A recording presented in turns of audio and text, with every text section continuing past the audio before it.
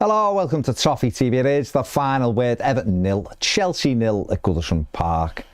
A hard-fought point for the Toffees against a team that could have gone top of the league. Had they won, they've been excellent away from home Chelsea this season. But Everton stopped them scoring goals and a good point in the end, Pet.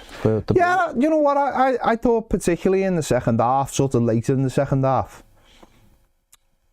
we sort of, I think we sort of believed that they weren't going to score, and it didn't demand the whole team to be in our own half, so we started being a little bit more adventurous.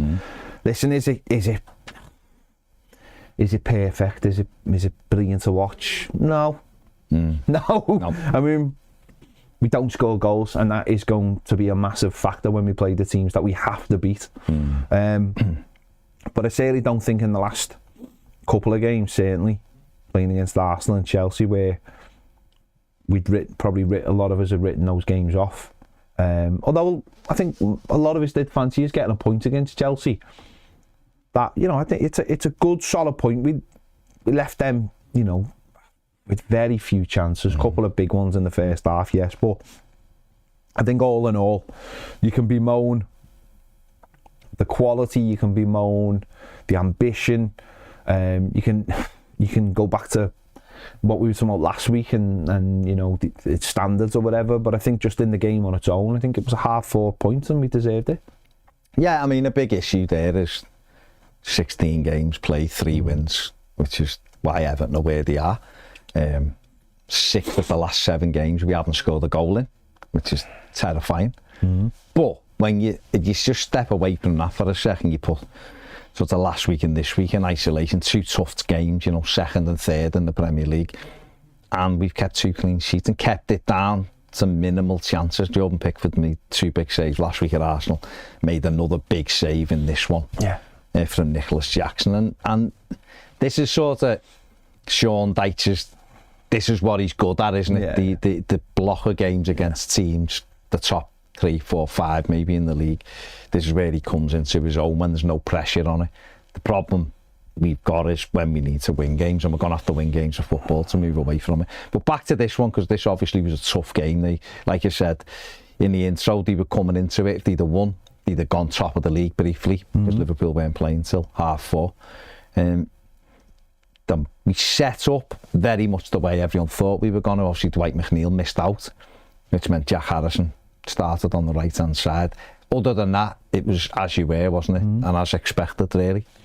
Yeah, absolutely. I mean, in your own head, you can have those changes, but you know in Sean Dyche's head there aren't going to be those changes, and we know we're going to be very defensively sound, and obviously with Mangala and Disagana again now sitting in front of the back four, and yeah, you know, Harrison, the manager, it's all about working hard and doing your job and protecting the fullback, and for the most part he does that. Is there too much going forward?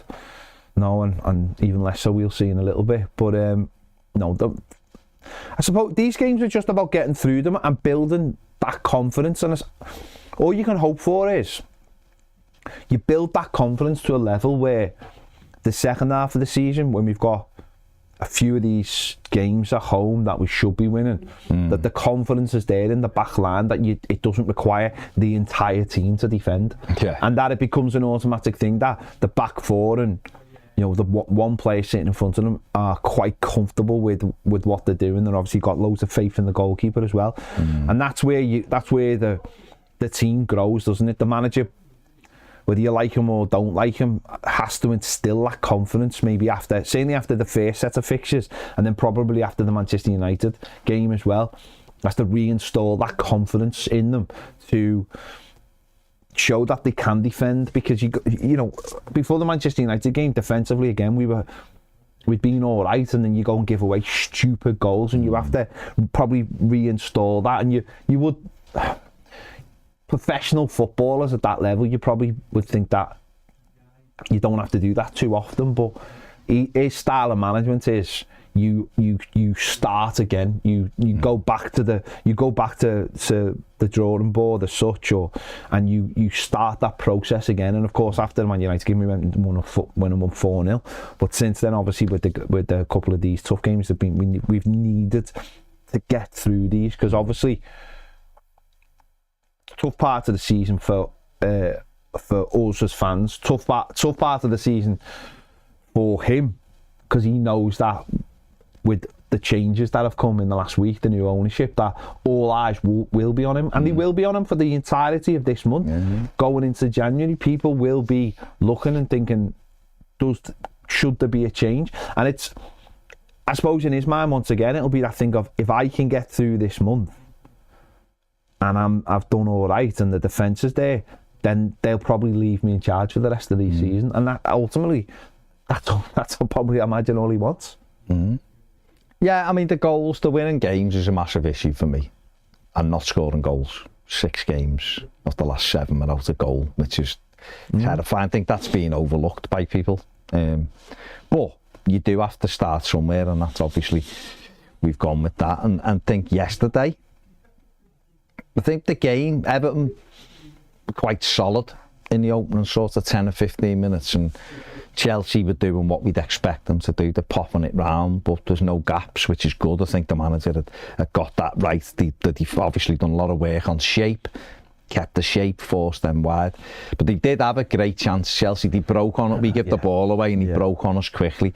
There'd been a warning a few minutes before. Cole Palmer had skipped past about 4 players, but if he'd have just looked up and played Pedro Neto when he was in on goal, and he ended up shooting from about 30 yards and dragged it about 10 yards wide.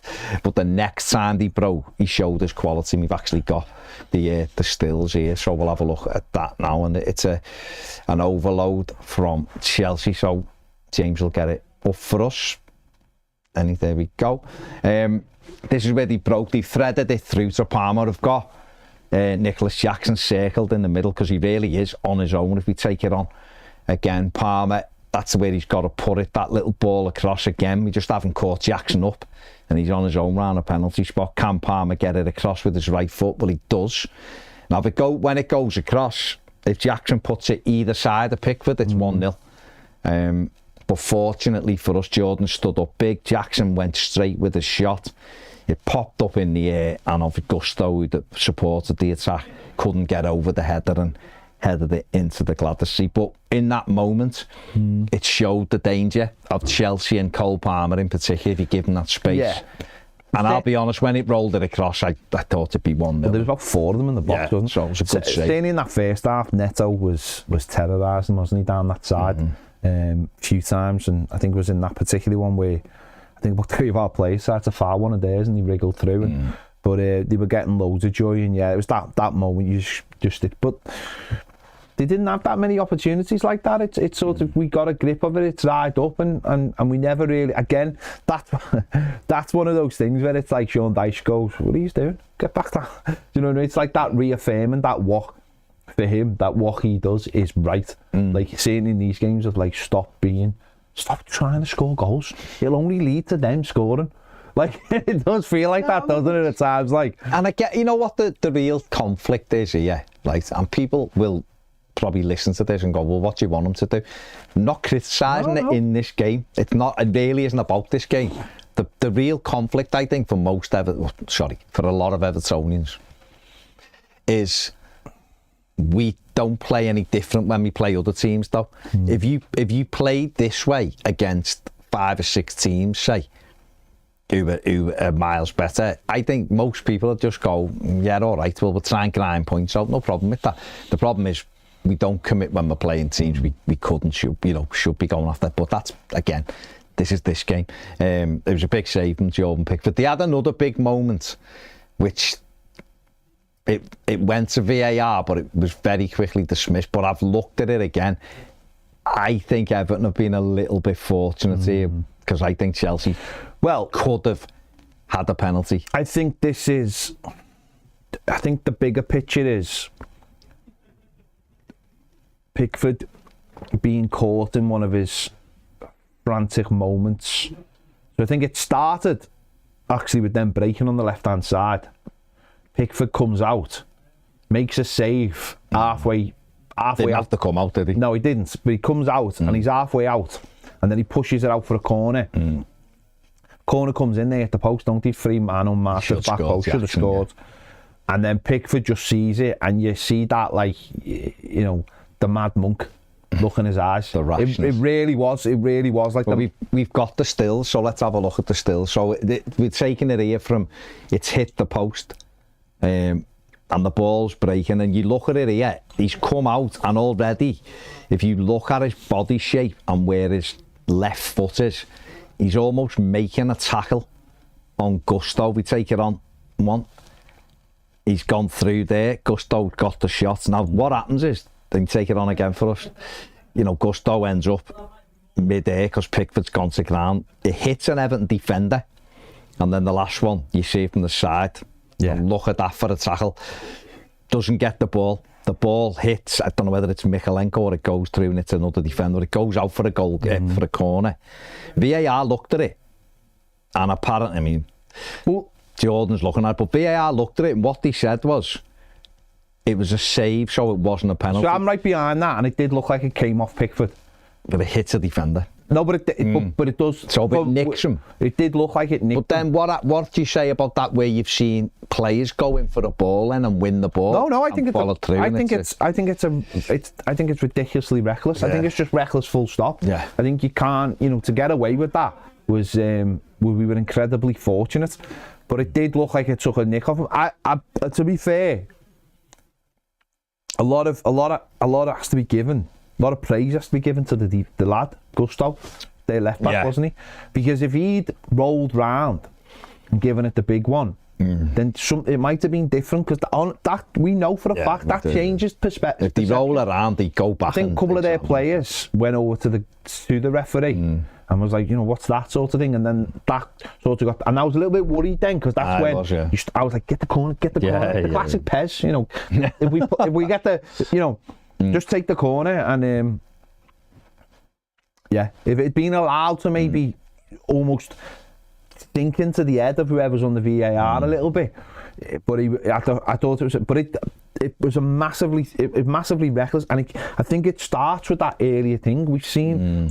Pick. He doesn't do it very often anymore. He's sort of, this is one of those things that sort of he dealt with during COVID.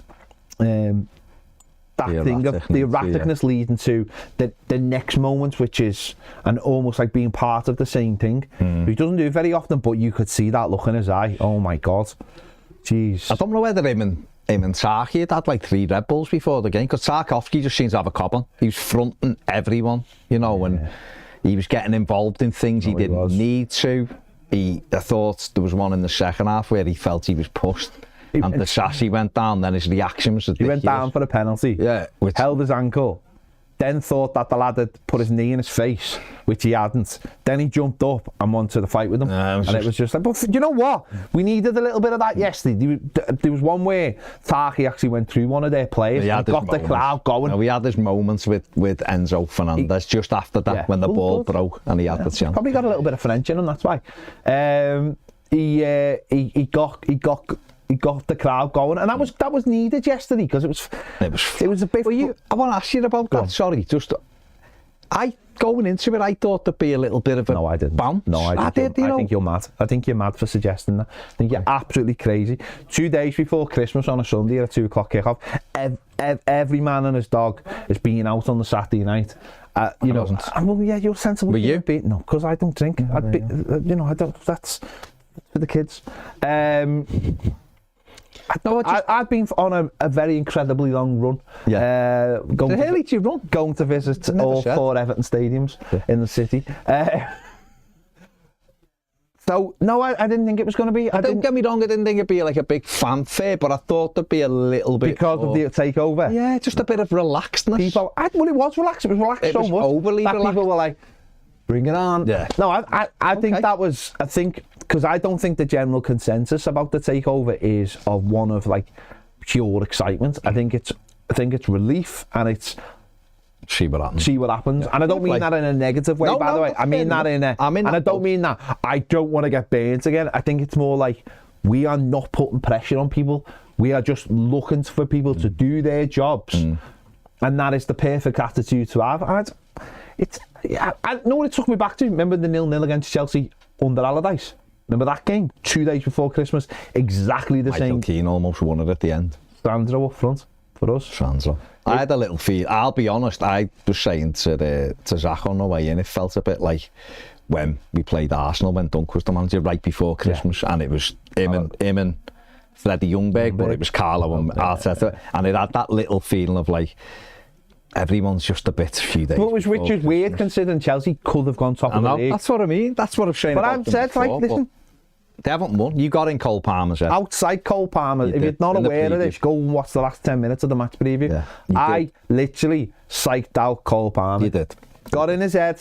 Got in his head. There was, even though, and ideally, yesterday would have been the time to go like that because it was freezing. That win, apparently, the win was -7. If you'd done it naturally, but you're not allowed to do it naturally. You have to do it via the contract. And you get paid. So anyway, listen, we had 2 moments in the first half. One was an Ashley Young free kick, which he hit the target. That's all you can ask. I mean, Sanchez could have threw a cap on it, as they used to say in like FIFA or PES or something. And the other one was a Mangala one. A Mangala shot which Sanchez made a really good save from, down to his right, and then when it come back in, the flag went up. Even Mangala wasn't offside. My gripe with that one was how Enzo Fernandez wasn't booked. He clattered the Corey as the Corey laid the ball off to Mangala. Stupid challenge. Okay. But that was it. Really. The worst referee. He was terrible. And I don't know whatever goal referee is. He was so bad. He was so weak. How did he book Njai for the foul on Neto down sort of by where you are? Okay, he dragged him back. That's fine if it's a booking. But he didn't do the same when Njai was dragged back second half. So I wasn't complaining about Njai getting booked because it was a booking, but the one on him. And is it the sassy he does it? He goes away. It's like he's away, and he's not booked. And then Pickford gets booked for just literally telling the linesman to do his job. Time he done it, like to do his job. Yeah, but then he doesn't book others who do the same. He was terrible. He was so weak. Some of the fouls. There was a couple of times where Everton players were getting done for foul just because they were stretching to win tackles. And because they were stretching, the Chelsea players were going over the leg. But there was a couple in the second half. He gave Everton a goal kick when it was a blatant Chelsea corner. When it was down by my end, like I can't remember who it was. Harrison, it might have been kicked it out, and he gave a goal kick, and it was like, you're missing like basic stuff though, mate. Things that are right. Also, and what about the one in the first half when Jackson and Tarkovsky ended up on the floor? I didn't actually see it. I seen him on the floor and all that. He didn't give anything. And then he gave it and then pointed saying the linesman give it, and the linesman didn't even put his flag. I was about to say, there was a handball as well that he guessed at. There was a couple that he guessed at. The lad did what Cucurella did last week. He ran into Taki and bounced off him and then went, it's a foul, which Cucurella did, and that's why Cucurella at the fight ended up getting the yellow card. He did that, and there was a handball as well, which I think it hit Njai from, it must have been a yard, like literally smacked at him from a yard. He didn't see it, and he guessed and he gave it.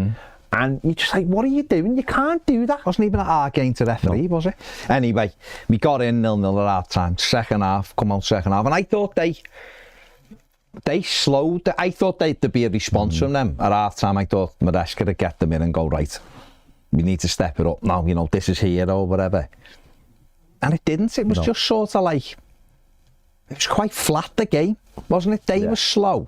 We were doing what we'd set out to do, which was not give them any space. And I think everyone, like Everton, followed their game plan a lot more, I think, than what Chelsea followed their game plan. Because they kept passing the ball back. I just don't think they had an idea what to do. I just don't think they really had an idea how to break it down. And that's fair play, compliments to the players and the manager. Yeah, absolutely. I just don't think they had any idea. And we surprised that they didn't bring the subs on earlier either for them. I don't know half of their subs. No, but Madueke, none. I mean, even though Rossi doesn't know him though. He doesn't think he knows any of the players.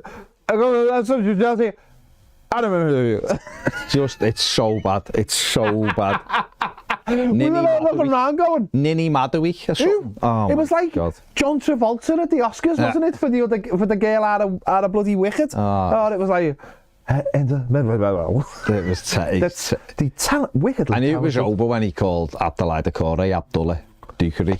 I just thought, we've got no hope. He's our player. So I didn't know half of their subs because I couldn't. I just thought he'd get Madueke on earlier because I thought Mykolenko did a really good job, actually. There's that one when Njai got booked, it was Miko's fault, he should have dealt with it. But I thought in general, he dealt with Neto well and then he dealt with Madueke well. But as the game went on, you thought, this is here, actually. This is here for us. And of course, we had the big moments in the game, didn't we? We'll have a look at the stills from that now with Jack Harrison. This was a huge moment for Everton in the game. So if we just get the stills up now. This is Njai, who comes back inside. I've got Harrison circled on the right. They're just on his own, basically. Everyone's been attracted across. If you take it on, the cross comes in. And they're all on side here, even though Decore looks 80 yards offside. He's all on side because they all run as Njai crosses it. Harrison, Harrison, you can see coming onto it. Oh, I don't know what's happening there. There's a bit of a sizing issue for James. I mean, he's heard that before. And it comes, Harrison's touch. It's basically from this angle, it's a goal. Next one, he gets a touch and gets it out of his left foot. And these are his options. Go near post, where the goalkeeper's already fallen. You've got to try and bend it into that far post with a bit of air. If you go in there, and there is a pass to the core, listen, you can argue whether he'd pass it there anyway, but that is on. But the near post, because the goalkeeper showed him it, and what Jack does is hits it too close to the goalkeeper. Sanchez spreads himself well, but he's gone low, almost centrally to the keeper. And the next one is... that's where it ends up. Harrison on the floor, Chelsea keep it out. And that was a moment that almost happened in slow motion because he was on his own. But he's got to score, Pet, hasn't he? He's got to score that. Guilt-edged is the word, isn't it? Or grease is the word, as we said. No, he should have scored. I know the still makes it look like he could have passed it to the goal, but never really felt like that was something that happened in real time. But no football. Do you know what I watched? You know when you see Isaac's goal against Ipswich, the one that literally passed it out, over. You're just like, that's what you do. You just almost wait for the goalkeeper and just loft it in the other corner. He is waiting, and the goalie's on his way down. He still hits it on him. Just got to give it a little bit of something, and it's such a bad. And I know we've only really had 2 opportunities in the entire game, and we pull them apart like we did with the Corys last week. But that's a gilt-edged chance. That's the chance to give you 1-0. The crowd's up at that point. They know it's going to be really tough because we're going to have every man behind the ball. I know that's the difference between the 3 points and the draw. Getting that goal, because these teams will always give you an opportunity. Arsenal, and it might just be the one chance. But look at it. We had the one last week with the Corey, and now this one, and you're like. Just such a lack of composure and a real lack of quality as well. Really is. You've got to put them in, haven't you? And you're watching wingers from other teams doing all kinds of madnesses, but that's not that hard. No, that's not that hard. That's something.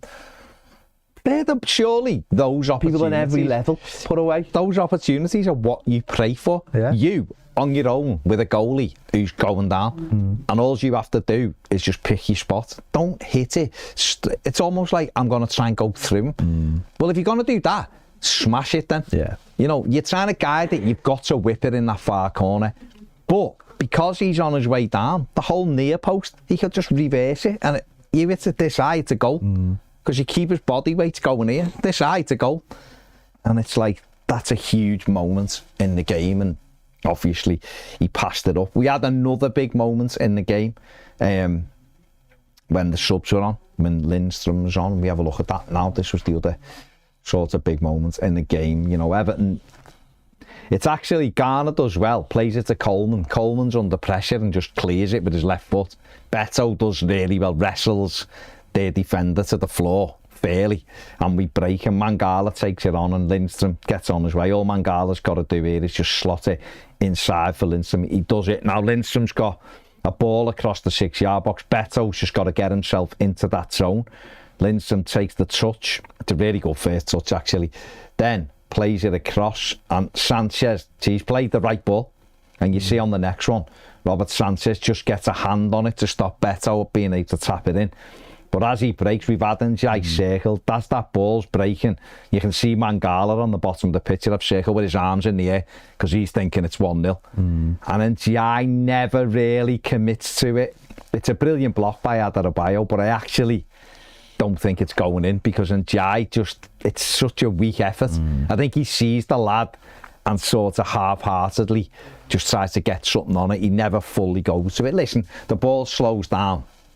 It's not a terrible miss, but it was another half opportunity where you're looking and going, oh, on another day, we wrap that in the net and win the game because it was late, it was relatively late on. And after that, all you really had was a Mangala left-footed curl and one with Sanchez, one for the cameras, caught.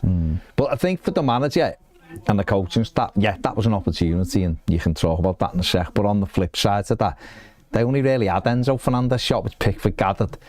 Everything else from them was, we got important heads at the back post, Michalenko and I think Ndiaye done one. That was really it, wasn't it? Palmer went down looking for a penalty, never was. And We dealt with it. What did you make of that chance before you talk about the Chelsea one? Really? Do you know the most frustrating thing about that chance is the amount of plays we've got in the box? Yeah. We only got like 2 plays in the box, and again, that actually came from, I think it was Coleman hooked it away, didn't he? I think it was Garner actually played a little bit of a short one. He's done brilliantly in that short played ball, a short one. Coleman hooked it into Beto. Beto managed to get it round the corner, and we sprung and we broke, but we just didn't commit enough men. And it's a decent tackle from the defender in the end. But you're right. It's like even if Ndiaye maybe just with his quick feet, it took a couple of touch to just move out the way, body swerved and had a little bit more composure, but snatching the chances, aren't they? And I think that's one of them where everyone's eyes lights up and you think, there's no way we're not scoring here. It's practically an open goal. And it's so disappointing that we didn't. But from the defensive side of it, they offered very little second half, didn't they? No. Really? No. Not for a team that's in the race for the title. I thought it was very interesting after the match, the manager being almost celebrationally, the way he, it's like, come in and got a point. It was, such a tough game. Showed the other side of things today. It's like, all right, mate. You know who we are. I suppose if you looked at the record, they'd lost 5 of the last 6 at Goodison, didn't they? And that's another one they hadn't scored. They've not scored many times. The one they've won was a penalty on the opening day of the season. That was it. They beat us 1-0. Other than that, we've generally beat them at Goodison. They don't score many goals here, or haven't done. I think the last time they got more than one was that 3-0. I think when they won the league, I think Pedro scored at the Park End. They beat us 3-0. It was back in whatever now, 2016 or something like that, whatever, 2017. So it's been a while, but I just wasn't disappointed in them, but I just thought, a team going for the league, like even late on, there wasn't any urgency. Where I think if it was Liverpool in that position, or what we've seen at City in the past, they've thrown everything at you, and they were just happy to pop it round. And also the other mad thing, 2 minutes injury time, but that's mad, isn't it? With there being 5 subs. I know, but there's only been a couple of occasions, haven't they? So I know, but we've been in games when they put 6 minutes up, nothing's happened. Left probably had something like do on or something. You know what I mean? He's probably all going on to David Coots for a party or something. I don't know. You know what I mean? He's apparently, he hasn't got a job. He's got a new. Apparently, he's going to do after dinner speaking for 10.5 grand a pop. Fair play. I was going to say though, at the end of the day, it's a busy time of year. If you want one of your mates to prepare the party, it's going to be the fella. It's going to be cute, isn't it? At the end of the day, he's got nothing else on, and we know he's quite good at the party. So fair play. Just you've got to put your phone in a bag before you go in, though, so nothing gets videoed. But apart from that, all down to Coots. And it is cold. There'll be loads of sniffing at this time because of the colds and stuff that are going on. Of course. So listen, 0-0. Good, hard 4 points. Again, we've got to be better offensively. That stat is terrifying, but we have had difficult games of late. See what happens. I thought I give Michalenko man of the match at the weekend yesterday, just on my eyes. I hadn't looked at any of the numbers. In the eyes, and when we've had a look at the numbers, he actually was given Everton's best player by a couple of independent ones as well, like the highest rating. Let's have a look at his numbers anyway. From the game, there you go. Passing accuracy 84%, tackles 5 in the game, ground duels 6 out of 10, 6 clearances, and I think that's 5 interceptions. Three interceptions, sorry. No way. And I thought the reason why, I thought Ashley Young had a good game as well, really. But the reason why I sort of give Miko it was because he had two wingers to mark in the game, you know, done quite well against Neto in overall. There was a couple of moments. But Madueke, I think's really good as well. I thought he handled him quite well as well, and overall, because he's been a little bit, I think when he's got a man-to-man job to do almost, I think he's quite good at that. The other side of it, we know he's not amazing at, but I thought he did well overall. Yeah, you know, he nervous moments early on against Neto. Thought Neto was, you know, a couple of times, but yeah, he settled down, and you know, and then you know, he mentioned Ashley Young there. The manager got the sub spot on, bringing the three of them on at the same time, and obviously taking Ashley Young off as well. Because as soon as he made that, once he got booked. To be fair to Ashley Young, he starts giving them a yard, going, I can't go close on this fella. And then the manager obviously seen that and took him off. So it was good subs as well from him to make those all at the same time. And again, making them all at the same time meant less added on time. So clever from Sean Dyche. Let's have a look at the overall match stats from the game. There we go, Everton 0, Chelsea 0. 5 shots to the Toffee, 12 for Chelsea, 4 on target for Everton, 5 for Chelsea. The XG, 1.03 for us, 1.17 for Chelsea, and 25% possession to 75. Fair play. Mad. There you go. But a clean sheet. And we go into the Manchester City game. Favourites? Yeah, tongue in cheek. But we are in better form than what they are right now. It'll be a tough game. Check out the preview for that one. Make sure you like and subscribe. We'll be carrying on Toffee TV Premier right now. If you want to join that, the link is in the description. The QR code will be on the screen in a minute. Otherwise, have a very Merry Christmas. Enjoy it. See you later. Merry Christmas.